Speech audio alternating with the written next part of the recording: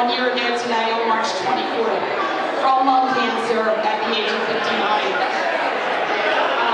Harry and I were high school sweethearts. We were married just shy of 38 years. We had 4 children and 3 grandchildren. We now have another grandchild on the way who's never going to know the world's best pop-pop. We have been through everything together, good and bad. Harry was hot-headed and opinionated. He loved to argue about absolutely everything, especially politics. And he let you know how he felt about everything, whether you wanted to know or not. But he was also a big, kind-hearted, strong, lovable, and unforgettable character who would do anything to help you. And he always knew the right thing to say or do at all times. To watch him deteriorate before my eyes in 6 short months was devastating.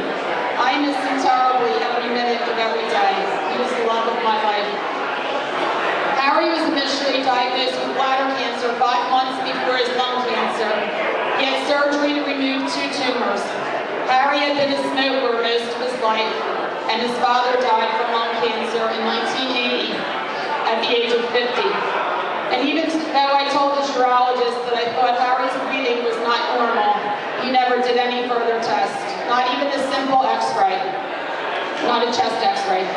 Then suddenly, less than 2 months after the urologist assured us that Harry was cancer-free, he started to spit up blood and was diagnosed with stage 4 lung cancer, which had already spread to his adrenal glands and his brain in 2 short months, according to the doctor.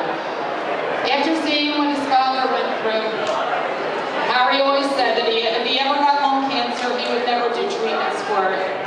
But I was able to convince him to go to Fox Chase Cancer Center to at least talk to someone because, after all, it was 31 years later. Things must have changed by now. The treatments have got to be better than they were back then. Well, we soon learned that things have not changed in 31 years. Treatments are not better, and the outcome was still the same. Harry and his father had the exact same diagnosis, 31 years apart. His dad lived 7 months, and Harry lived 6 months. Although Harry and I knew he was eventually going to die from his disease, his death came very unexpectedly, and we were so not prepared for it. Unlike today, it was a cold, snowy morning last March 24th when we went to Fox Chase for Harry's routine office visit prior to his chemo treatment scheduled for the following day. While sitting in the doctor's waiting room, Harry started to choke and cough up blood. He had a look of terror on his face that I will never forget. And as the blood poured out of his body, he was unable to breathe. And he ultimately bled to death on the floor of the doctor's exam room at 9:45 a.m.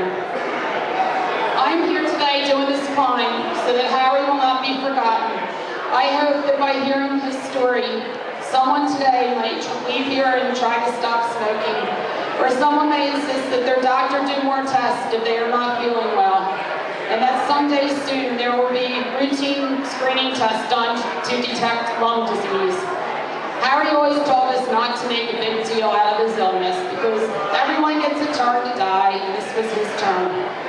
But I know in my heart that he would be so honored and grateful for the outpouring of love and support here today.